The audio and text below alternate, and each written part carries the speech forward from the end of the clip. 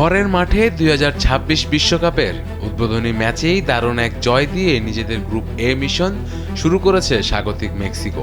ম্যাচের শুরুতেই দক্ষিণ আফ্রিকার রক্ষণের এক বড় ভুলে লিড নিয়ে নেয় মেক্সিকো। গোলরক্ষক উইলিয়ামসের কাছ থেকে পাস পেয়েই বলের নিয়ন্ত্রণ হারান শীতল। সেই সুযোগে বল কেড়ে নেন লিরা। এরপর দারুণ এক ফিনিশিংয়ে গোলরক্ষকের দুই পায়ের নিচ দিয়ে বল জালে জড়িয়ে এবারের বিশ্বকাপের প্রথম গোলটি নিজের নামে লেখান হুলিয়ান কুইনোনেস। এই ফুটবলার জন্মসূত্রে মেক্সিকান নন, বরং তিনি একজন কলম্বিয়ান বংশোদ্ভূত প্রবাসী। পরবর্তীতে দলের দ্বিতীয় গোলটি আসে রাউল জিমেনেজের মাথা থেকে। ডান দিক থেকে আলভারাডোর বাড়ানো নিখুঁত এক ক্রসে মাথা ছুঁয়ে বিশ্বকাপে নিজের প্রথম স্টার্টেই প্রথম গোলের দেখা পান জিমেনেজ।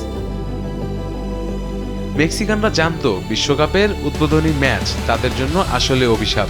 সে 1930 সালে বিশ্বকাপের প্রথম আসর থেকে এর আগে 7 বার উদ্বোধনী ম্যাচ খেলে একবারও জিততে পারেনি।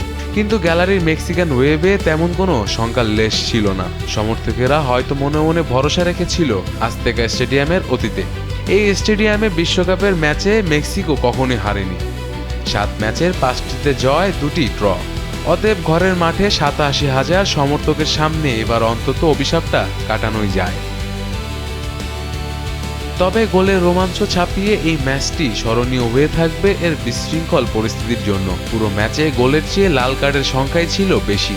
দুই দল মিলিয়ে মোট 3টি সরাসরি লাল কার্ড দেখেছেন খেলোয়াড়রা। মজার ব্যাপার হলো 1998 সালের পর বিশ্বকাপে এই প্রথম কোনো ম্যাচে 3টি সরাসরি লাল কার্ডের ঘটনা ঘটল।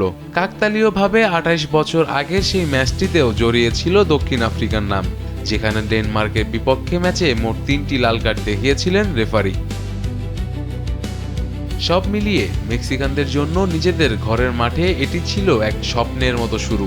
লাল কার্ডের চরম নাটকীয়তা আর প্রতিপক্ষের ভুলের সুযোগ কাজে লাগিয়ে বিশ্বকাপের সূচনাটা তারা রাঙিয়ে রাখলো দারুণ এক জয়ে। শেখ মেহেদী হাসান, কালবেলা।